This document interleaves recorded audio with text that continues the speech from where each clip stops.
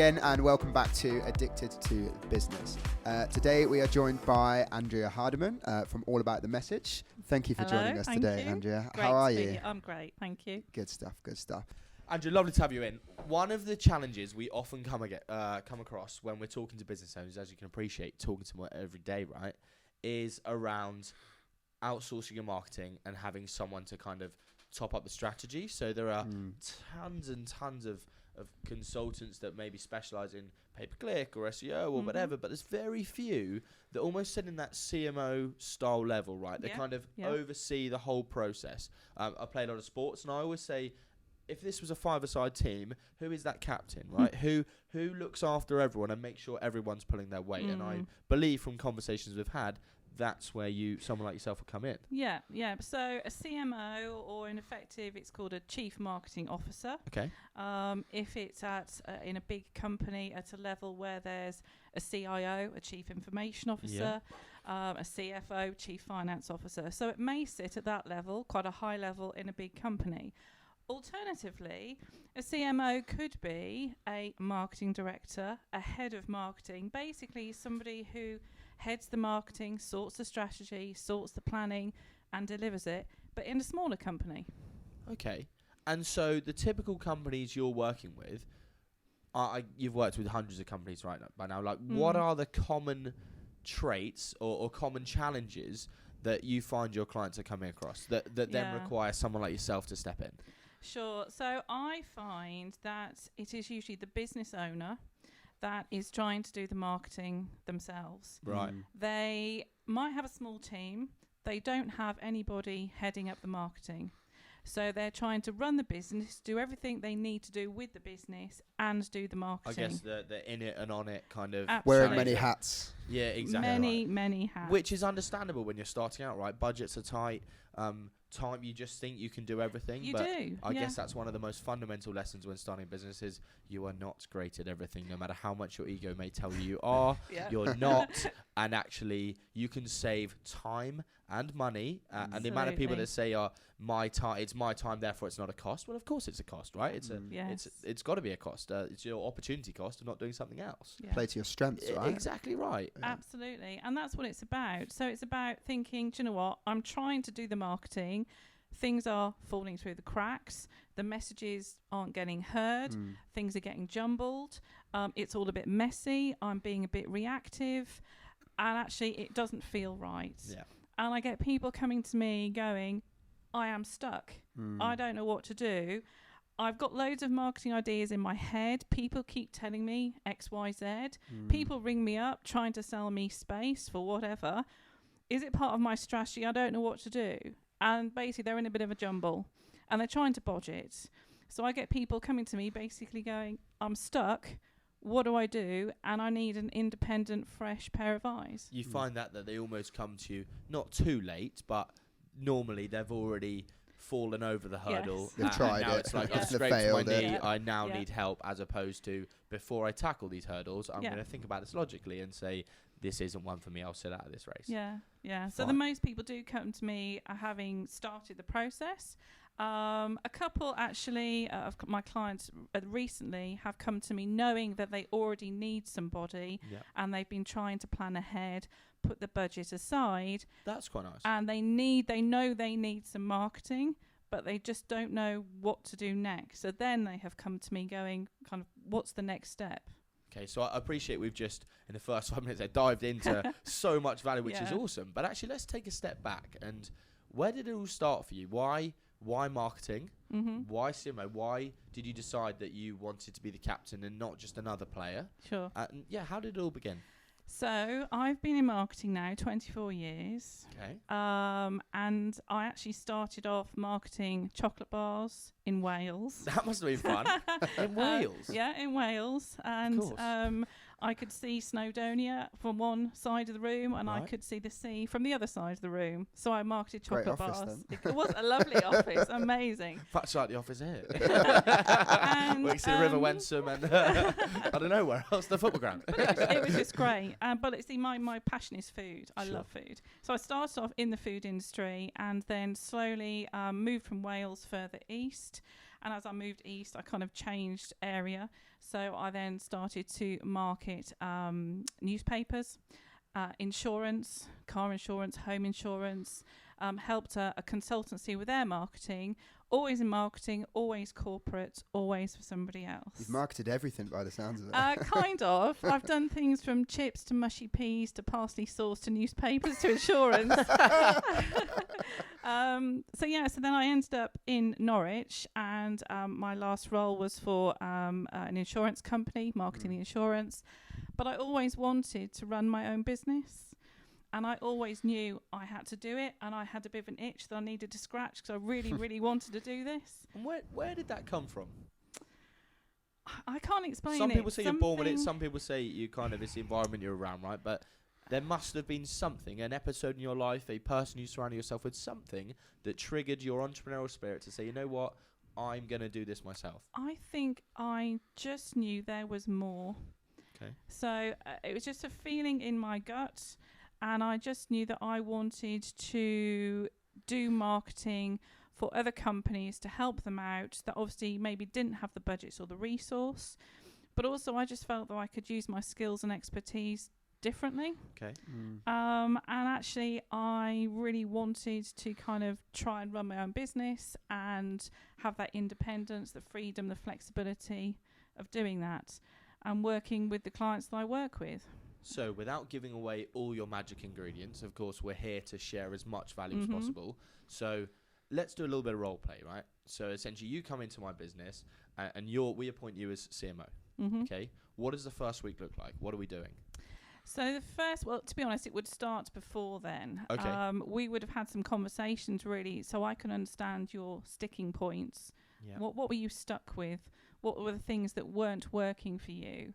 I would do an audit of your marketing and I would talk to you about your competitors because more often than not, my clients are going, my competitors are doing this, this and this, and I need to be doing something almost that similar. kind of benchmark, right? Yeah. There's massive gap here, or there's an opportunity here, Yeah. or Yes, they see it. So my clients do see the gap, an opportunity, but again, they just don't know what to do. So I will, in that audit, also look at what their competitors are doing from a marketing point of view. Okay, so you really get under the bonnet of the business. Oh, yes. And any CMO or anyone listening to this that wants to kind of do any work in any marketing should really go through that process, right? Whether you're CMO or not CMO, if you're selling social media services, you're selling website design, whatever it may be, you should absolutely spend some time. We call it a discovery session. Yes. I guess yours is very similar. You spend time getting under the bonnet, finding out all the kind of all the pain points essentially. And obviously the joy of being a CMO and independence to the company is that I can ask the silly questions, I can challenge,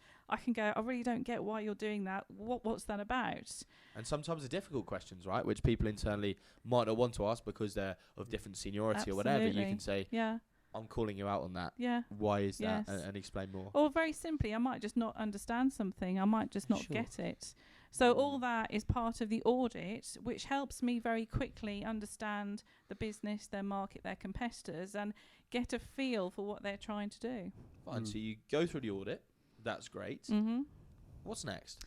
So next is a session with the business owner, could be the board, whoever it may be, the senior team. Okay, leadership team leadership team. And that would be nailing some of the plans and objectives that they want to set, their goals, if they haven't already, for the next 12 months and beyond. That's interesting. So you're starting with the goal and then you work backwards, as opposed to, and that's the kind of the holy grail, right, in any marketing is goals-based marketing, not starting with activities and then trying to get your outcomes the other way. The first thing you must do with your marketing is understand where you want to end up. Yeah.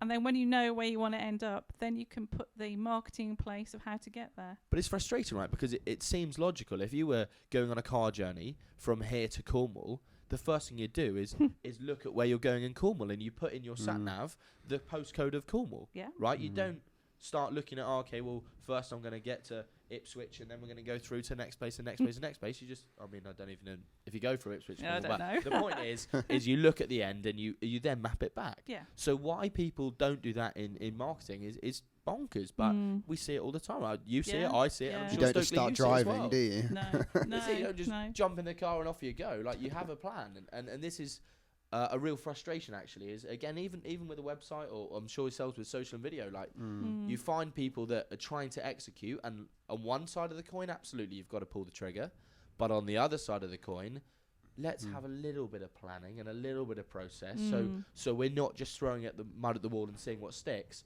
We're actually having a targeted kind of effort. Absolutely, a targeted approach. And I even drill down into their why. So you're probably familiar with Simon Sinek and the why, and it's very important for me in terms of brand story and their backstory to understand their why.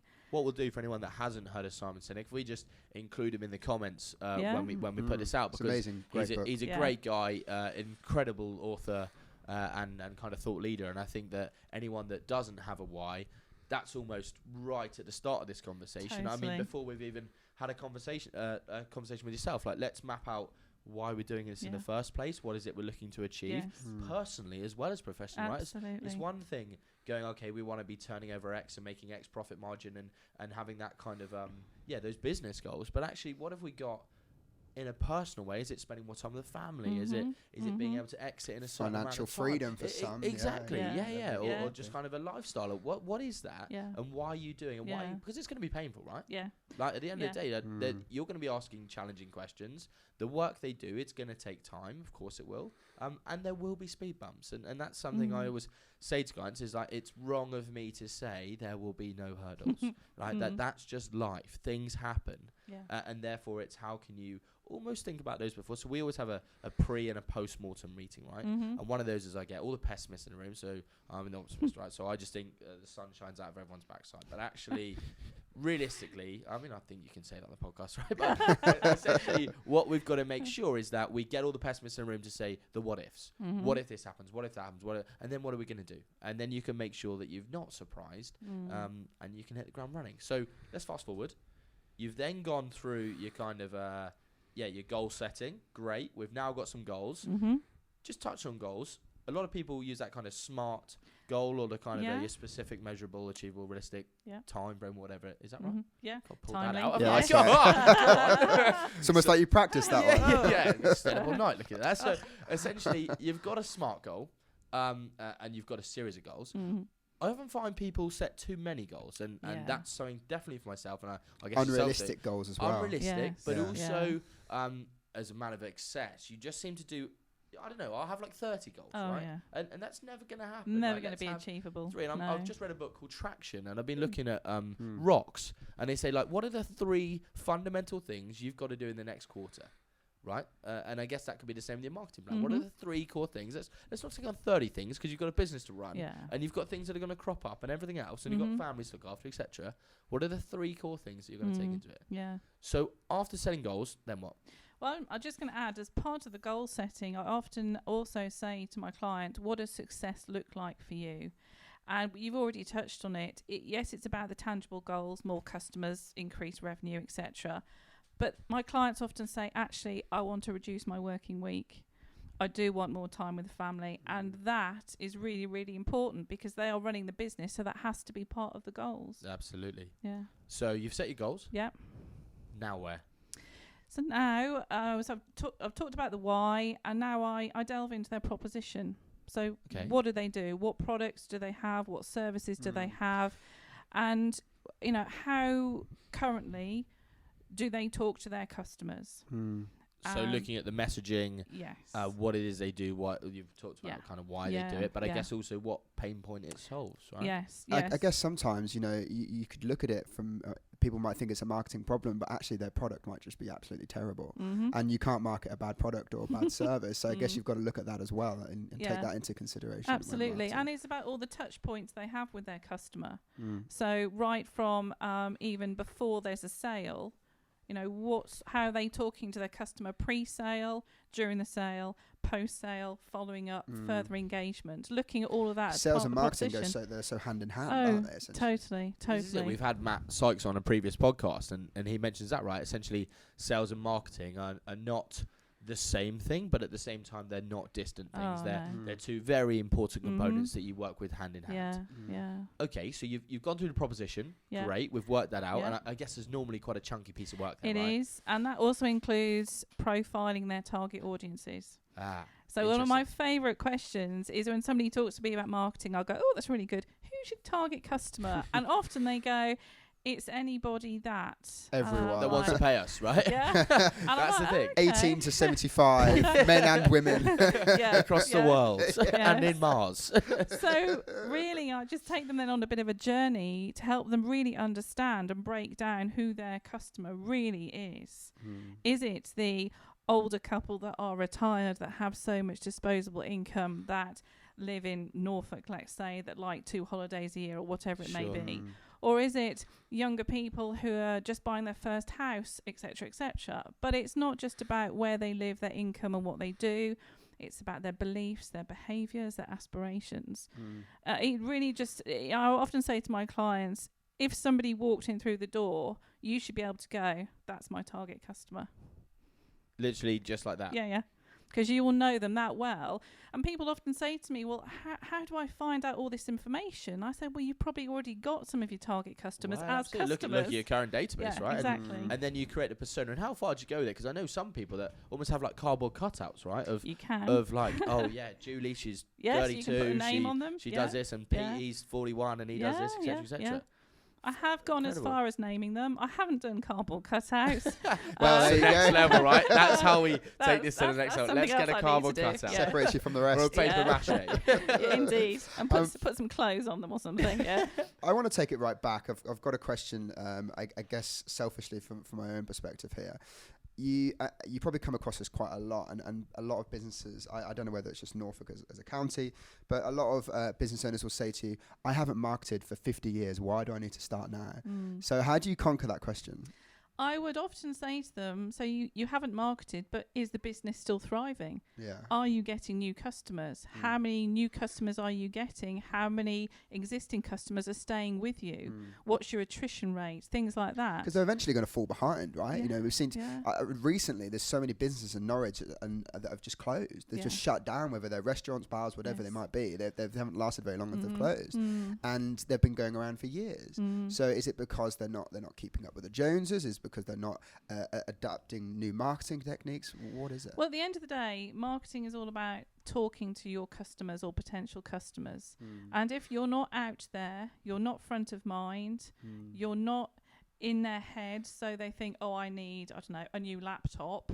Oh, I'll go and see Jones IT down the road. If Jones IT down the road aren't advertising, they're not going to be front of mind, and they're not going to have that immediate recall of thinking, I must go to them. Yeah, and that's why brand awareness is so important, don't they? And a lot of businesses that we pitch to, or that we even speak to, are wanting to see direct results. They want to see 2 + 2 equals 4, right? And brand awareness isn't 2 + 2 equals 4. It's not. It's a slow burn. Yeah, and it's being in the forefront of people's minds. So you know when you think trainers, you automatically think Nike, Adidas, whatever it is, right? And that's because of their great brand awareness and that their content that they're putting out there, etc. Yeah.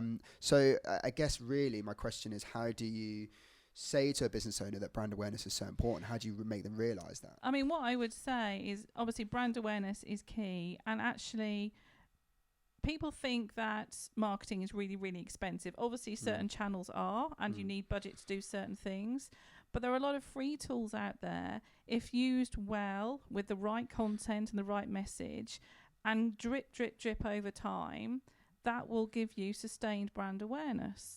And that will, but I think sometimes people think, right, I'm going to put some marketing out there for 6 weeks and I've done it.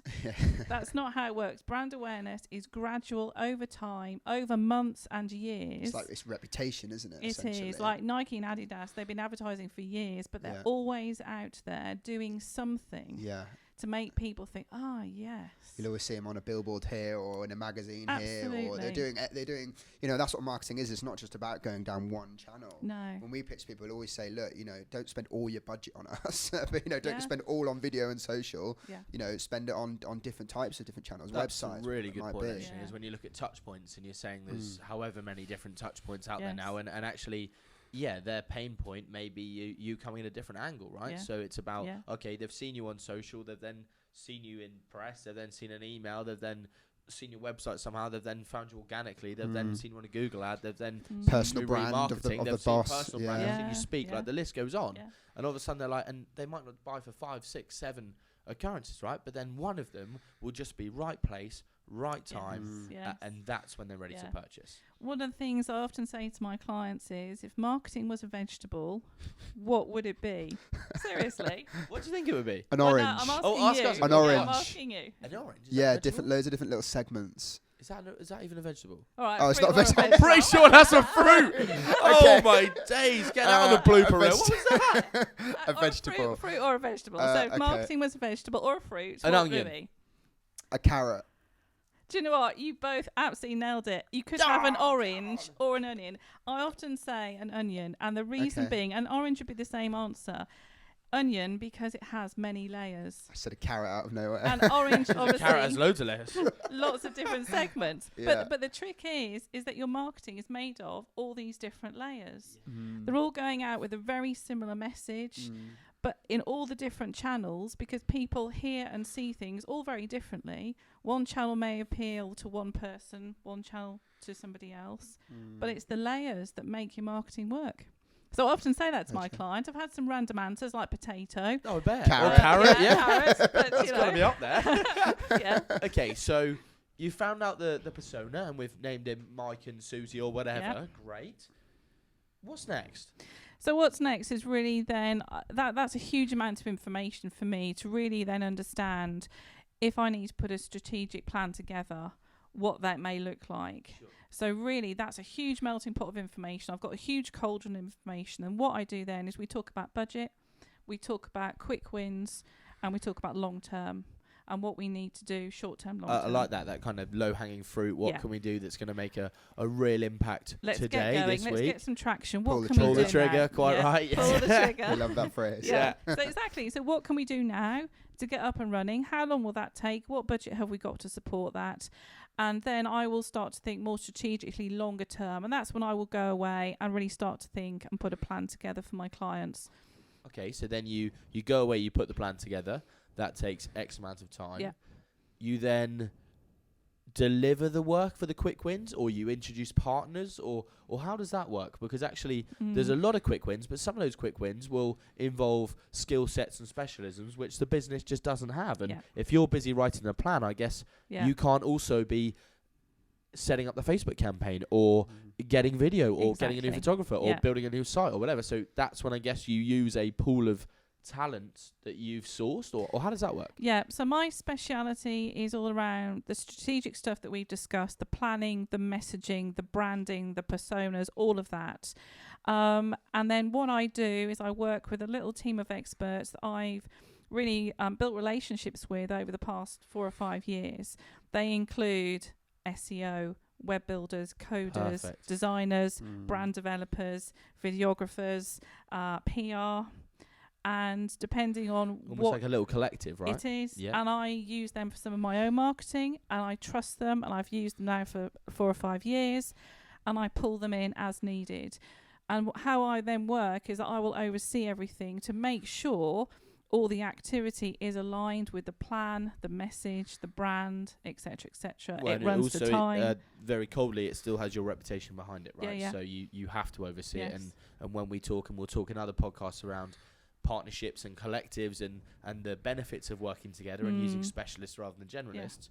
But at the end of the day, all referrals have reputation behind them. So it's so important that whether you've worked with them for 2 minutes or 5 years, you must oversee it, right? Just to make sure. And I mean, I'm sure, like you said, I struggle to let go, right? It's so hard. I wouldn't want to let go at times. This is it. You're just like, actually, it's my name as well, and it's important, it's right, and you get invested in it. And I'm sure you find this as well. You go into a business, you learn about the story, you learn about the journey, and before long, you start to treat it as your own, right? You're not a shareholder, you're not a director, but all of a sudden, you feel incredibly emotive around it. You're like, you know what? I really want to deliver this, not just for another great case study, but because these are genuinely good people, and I want to be able to help them and give them a better life. Yeah. And I have such a great relationship with my clients. We have a laugh. We get on really, really well. But they are part of my family. Yeah. And I want to be part of that delivery, whatever it may be, because I want to make sure that it works, it's joined up, it makes them smile, it delivers what was set out for it to deliver, and it reflects everything that we've spoken about. And that for me is personal, so I want to do it. Absolutely. So I guess this then almost comes to the end of your process, and maybe it doesn't, but so you've then collected, you've got your collective in, you've kind of rolled out the red carpet, you've got all your people in, perfect. They then start executing. I guess the final step would then be a check back over a period of time to say, are you delivering on the plan? Yes, and you then go on some kind of monthly retainer, I guess, to hold people's feet to the fire to say, look, we've agreed these things, we've set these time frames. Now, why haven't you delivered? If you have delivered it, great. What were the results? And that's something we see all the time. Right? Oh, you've got analytics set up, but you've never logged in. A classic. Oh, you've ran a Facebook campaign, but you haven't looked at the results. Yeah. Well, okay. Well, what is the point of running it? And again, that's what I will go and do. So I will work with all my experts to check in with them. How's the campaign running? How are we tweaking things? What posts are getting the most engagement? How have we changed that? What results are coming in? And kind of marginal gains. Oh, you're converting at 3%. What can we? Let's bang our heads together and see if we can get it to 4 or 5. Because the result not only helps your supplier in this case, it also helps you and helps the client. So it's a triple win. It's not just a case of delivering the campaign and then I'm done. See ya. Yeah. I'm always seeing, is it still working? How is it going? What are the results doing? And reviewing. And then going back to the clients, and I might be saying, actually, this didn't work so well because of X, Y, Z, but we've changed it and we've had great results, and now we're seeing this. So the nice thing for people listening, I'm conscious that people listening go, okay, great, we're either not ready for someone like Andrea, or at the same time we maybe already have someone like Andrea. So for them, it would be start with the end goal in mind. If they were to take some key things, start with the end goal in mind. Think about your audience and create personas. Yes. Then create a plan, and then create measurables and deliverables, which you then check back on periodically to make sure that you're delivering on that plan. And the other thing I think I would say is, at the end of the day, I might have created the plan, I might have got it to deliver, things are happening, but at the end of the day, it's also their plan. And if they don't like something or something hasn't worked, longer term, change it. Don't be afraid to change something if it doesn't work. This is controversial. Let's explore that point, because that's a great shout. Change it, I can accept, but you're the expert. Let's take Joe Bloggs. He runs a factory. Yeah. Right. He's outsourced his marketing because he doesn't understand marketing. And I see this all the time. Right? Here's a website. Here's some method of you to change it. Oh, crumbs! You've changed it. You've changed it to pink and blue. Rather than your brand colours, you've added a photo that's 17 times too big in this bit. So there's changing it and there's changing, right? So I get what you were trying to say in terms of adjust it, adapt it, tweak it, but in line with what we're doing. Exactly, and do it with some consultation. Absolutely. And making sure it's on brand. Don't just change it because you've woken up in the middle of the night and suddenly had a brainwave with no data behind it. You just decide, actually, I'm now a marketing genius. I'm going to go and implement it, which we see. Touching on that then, so where do businesses go wrong? Where are the failures in marketing? Where are the hurdles for them? Oh, I think not understanding their target audience is key. And following on from that, not really understanding how to communicate to them and what channels are the best. And so they're not stripping it back, are they, essentially? So they're missing the mark because they're not really getting into the nuts and bolts of it, I would say. And also, I think just throwing money at marketing as a one-off. So I spoke earlier about the drip feed, and it's like breadcrumbs, and it's like a bit like an onion or an orange. Do that, or not so much a carrot. But don't throw it all at once and think, I've done my marketing, I'm done. Marketing is a continual, evolving, drip feed, breadcrumb scattering machine. But I think those two things, probably not understanding your audience, tailoring your channels, tailoring your messaging, and then putting a plan together which consistently just ticks along. Obviously, you can have campaigns. You can have campaigns every quarter, but there should be some consistent messaging always going out there. And if someone had everyone's gonna have a budget, right? But they've got what I want to look at is how they set that budget, because too often people will just pluck a figure and say, "Oh, I've got a budget. It's 500 quid." Yeah, is it meant to be 10% of their revenue? Is it like 5%? So why 500 quid? Oh, that just seemed like a sensible amount. Well, have you done some keyword research? Have you looked into the cost and the reach? And I guess going back to that funnel, and I love talking about the funnel, right? It's essentially, until you know how many leads you need, working up the funnel, how many calls that or discovery sessions that may mean, how many calls, how many LinkedIn messages, coffees, conversations, whatever. That's how you set your budget, right? And correct me if I'm wrong, but it's not just, I think 500 quid. You've got to do some research. I mean, you've just touched on it. Conversion rates. Yeah. Is the conversion rate for this channel 5% or 10% or 2%? Yeah. So your leads, your conversions, what that is going to give you. And then, like you say, work back. And you might actually realise that your budget of 500 quid for X, actually you need 1,000. Yeah, or vice versa, right? You only need 100. Yeah, and budget allocation is so important. There's a marketing mix and there's many different channels. Yeah. So yes, you've got to calculate the budget, but then it's an ongoing process, as you've said several times, to refine it and say, actually, how do I get the most bang for my buck? And it's not always about. I did a talk about this a few weeks back. It's not always about chucking more media at it, right? No. There is a massive argument to say, let's just dial up conversion and let's spend money there, whether it be improving ad copy, changing headlines, split testing images, whatever it is. It's not just a case of, we'll just double budget to get more results. It's a really counterproductive way of doing things. Putting more money in, and we do Facebook advertising as a business, and sometimes you put more money in, you don't necessarily get more out. Return. It really depends. There's so many different factors along the chain of how a lead can come in that can impact that. Maybe it's the landing page that's not performing well, or the video's not as good as it could be, for example. It's not just about money, is it, that you get out? It's about the effort and everything else. And to be honest, you've touched on something which we could have a whole different podcast about, and that's content. Yeah. I mean, great content will sell your product. Great content, imagery, the right call to action, the right message. But it's the front of everything, content, isn't it? It's what people see first. Well, I don't know if you've seen the podcast, the blog we wrote a week or a couple of weeks back, but you're right. Content is everything. Content is key. But there's a new king in town. Okay. So I believe, back to our conversation just now, I believe conversion is the new king. But I do think content is the prince or queen or whatever, right? So content still is massively important. Yeah.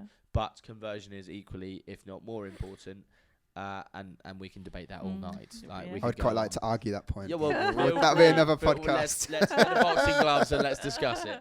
But no, I think that, for anyone listening or watching today's show, that what I'm really keen to do is make sure that they can walk away with one or two things that from today they can literally go back to the desk and start doing. So if they were to do anything from today, what would it be? I think it would be understand your customer. Yeah, so go and do a kind of target audience exercise that says, let's look at our existing database. Let's either get someone in that profiles databases, or let's just look at whether it be on MailChimp or in your CRM or wherever. Let's have a look at the data we've got. Let's try to understand them. Let's talk to the kind of sales team and also the account management team or the people on the till or whatever. What is the typical customer? What do they look like? How do they behave? What interests them? Okay, so they've done that. Great. They've got all this data now, and too often we see this, right? You have all the data in the world, but you then do nothing with it. So you leave from today's show, you get all the data. Great. Now what? Yeah, then I would very simply segment it. Just input some funnels or filters on a spreadsheet, segment it, and understand who are your most profitable customers. Great shout. And you will have a certain segment, and you'll go, right, we need to target those. They are most profitable. They also might refer. They might recommend other customers. They're great. We need to target more of those. Let's pick up on that point. Referral. How do we build more referrals? Because this is the lifeblood of any business, right? And there's a great book in agency land called Agencynomics by Pete and Spencer, and there's a little shout out up there for them. And they also do a podcast, so it's worth checking out. And I'll make sure I try and put a link in the comments. But essentially, we need to find ways as businesses to drive referral, Mhm. right? Because a large proportion of our sales will come through word of mouth and referral. Mhm. And you see that all the time. When I talk to businesses, how are you generating activity currently? Oh, we've been working on word of mouth for 40 years, boy. And you're like, oh, right, okay. How do we drive referral? We don't want to force it. Mhm. Of course, you've got to deliver a great product. And so the answer could be just delivering a great service. But not enough people, in my opinion, ask for the referral. Mm. How do you I look on that? think there's a couple of things there. Great referrals are built on great relationships and trust. Yeah. Because I won't refer unless I absolutely love the person I'm going to refer to. Your reputation's on the line. Yeah. Absolutely. And I trust them and I know they'll do a good job. So that's the first thing. Also, sometimes I think we just don't ask.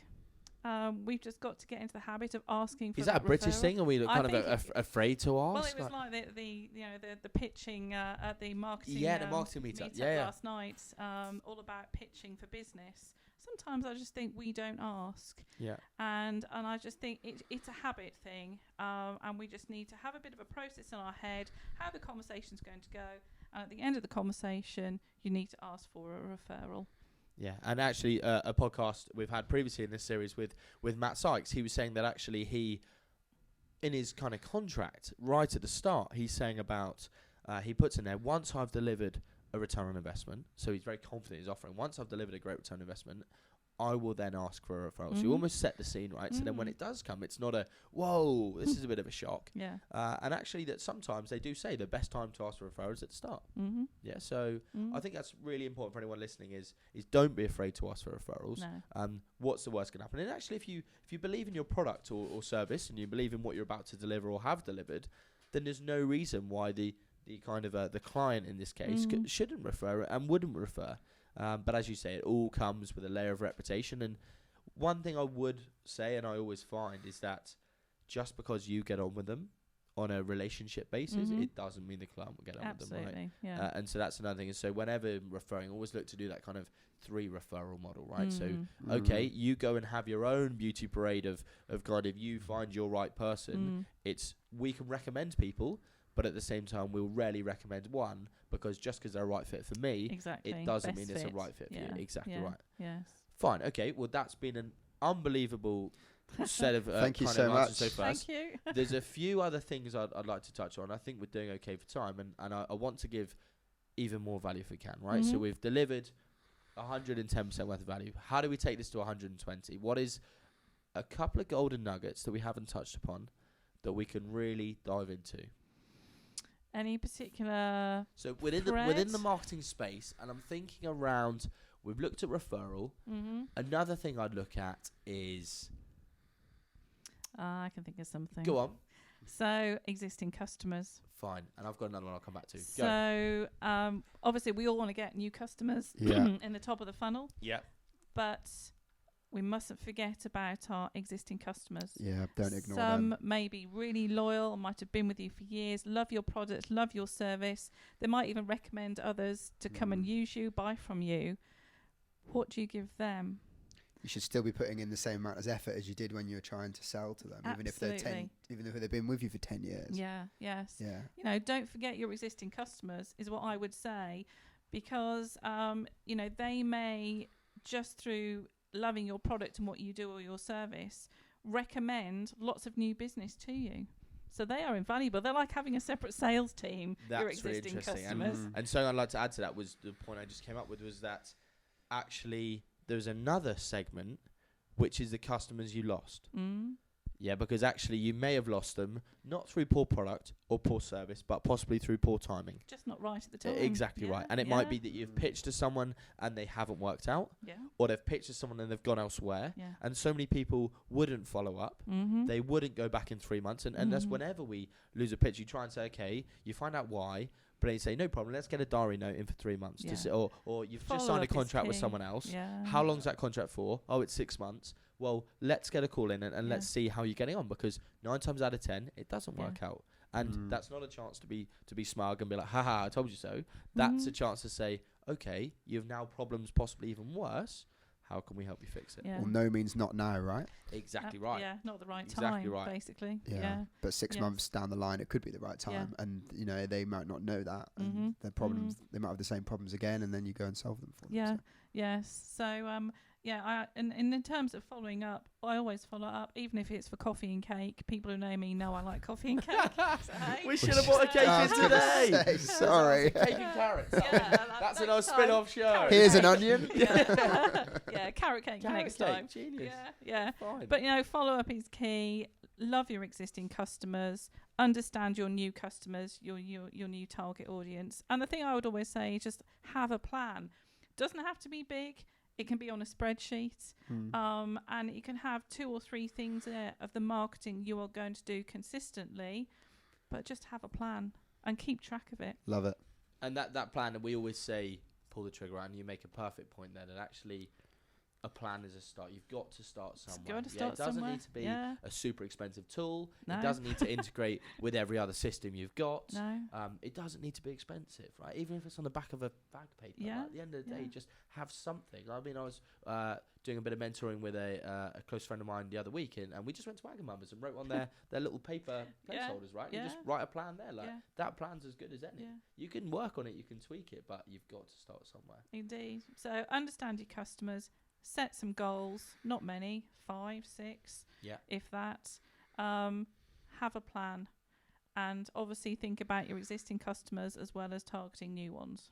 Andrea, that was awesome. Thank Love you it. so much. I really appreciate the time. Thanks, guys. What Thank you. I was just asking, just before we go, if people want to find out about more, they think they're ready for a CMO, or they'd like to at least have a conversation. Yes. Where do they go?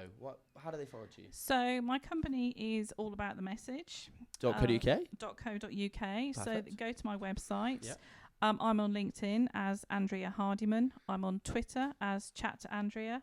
I've also got a Facebook page for all about the message. You are everywhere in your marketing. I'm on the back of that truck that just went past. I am actually. Pizza box. But to be honest, very simply, just grab my contact details or send me an email we'll put and it give in me a this call. As well, right? We'll include the details, and I'm sure you're always Yeah. happy to have a Coffee and Coffee cake. and cake. Yeah. If anyone listening, if you bring the coffee and cake, I'm sure Andrew will have a conversation. Yeah. about She'll bring the onion. I will. And the carrot. Andrew, thank you so much. I really appreciate your time. It's been a cracking 45 minutes, and I hope you listeners have got a lot out of it. So Yeah, thank you. indeed. And I hope to see you. Thanks, guys. Thanks very much. See you Cheers. later.